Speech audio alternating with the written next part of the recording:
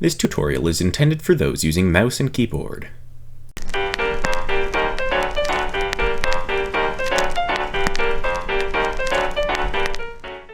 The first thing you are going to want to do is navigate to the Minecraft launcher by dragging your mouse across any surface.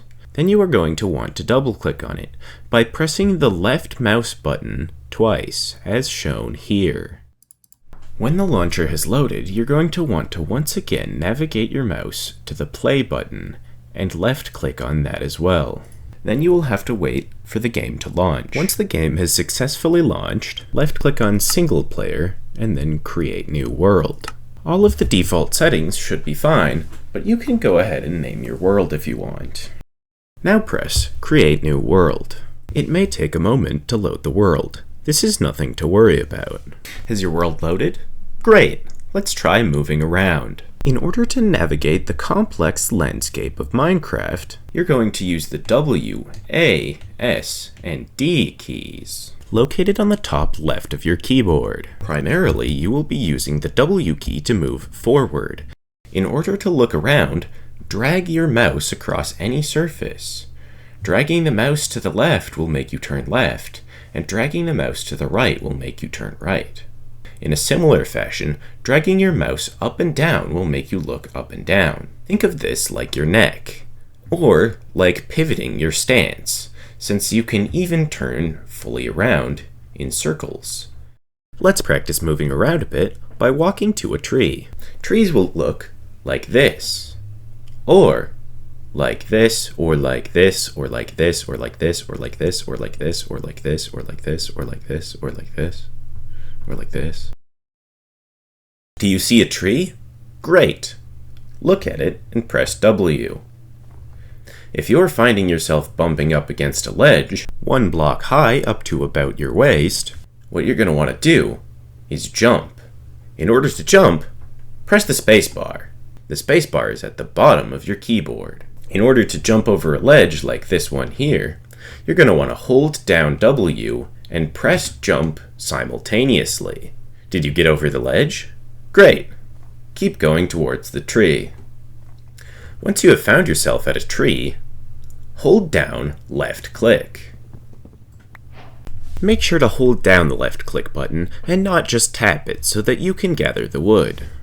Let's cut down the rest of this tree by looking at each individual segment and holding left click. Have you cut down your tree? Great! It's time to learn about the inventory. In order to open the inventory, press E, which is located next to your W, A, S, and D keys on your keyboard. At the top of your inventory, you will see a crafting menu.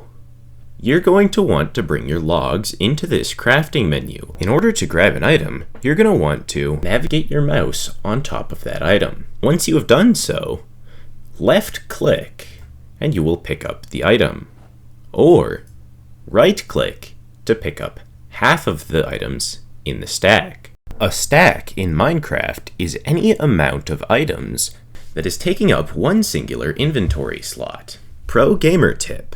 Typically, a stack refers to 64 of one type of item. Now, carry your log item over to the crafting menu and left click again to drop the items in there. Navigate your mouse over to the right side of the crafting menu.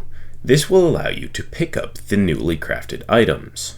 You can either left click to pick up one set of items, or you can hold down Shift and then left click in order to quick craft all of the items. Now that you have crafted yourself planks, pick them up again with left click, bringing them back over to the crafting grid and holding down right click as you drag the items across each square. By pressing right click, you can deposit just one item from the stack that you're holding. Did you do it? Great! Now you've made yourself a crafting table. Go ahead and shift click on that as well. Now, place down your crafting table and right click on it. This will bring you into the crafting table menu. Go ahead and pick up your planks and right click on 2 spaces above one another in order to make sticks. Or you can left-click this book, which will bring up all possible recipes. Make yourself those sticks. Now, right-click the 2 sticks on top of each other, and a line of planks on top of that, in order to make yourself a wooden pickaxe. Mine exactly 3 stone, no more, no less. Craft a stone pickaxe. Get the rest of the stone that you'll need. That should be enough. Locate a village. Kill the iron golem. Make sure to stack up 3 high. Craft a bucket. Build a portal.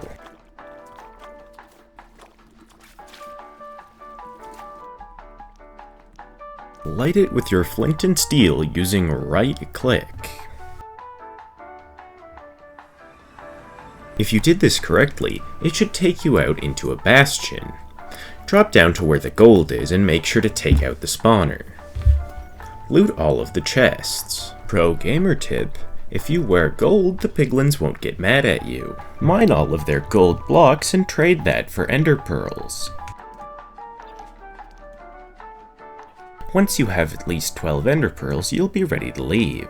In order to find a bastion, you're going to want to hold shift and press F3 and then press 3, 1, 1, 3. Crank your render distance all the way up and try and find where that blue spike is coming from. Have you made it to the fortress? Great. Collect your blaze rods by killing blazes. Pro gamer tip: drink the fire resistance that you got from trading with piglins. When you have enough blaze rods, it's time to blind out of the nether. Again, if you do this right, it should bring you straight into the stronghold, where you can use those eyes of ender you got to open the portal. Welcome to the end. Take a moment to appreciate the beauty of the dragon. Okay, now find an edge of the island, and set yourself up with a block below you and a block above you. Make sure you have 2,000 blocks. Get ready to Andromeda Bridge. Andromeda bridging is very simple. All you have to do is place a block above yourself, place a block below yourself, sprint and jump to the edge of the block, and then do it over and over again 1,000 times. If you're doing it right, it should look something like this. After about 1,000 blocks, you should find yourself at the outer end islands. Do you see an end city? Great! Let's go take the elytra from it, and while we're at it, get a diamond spear.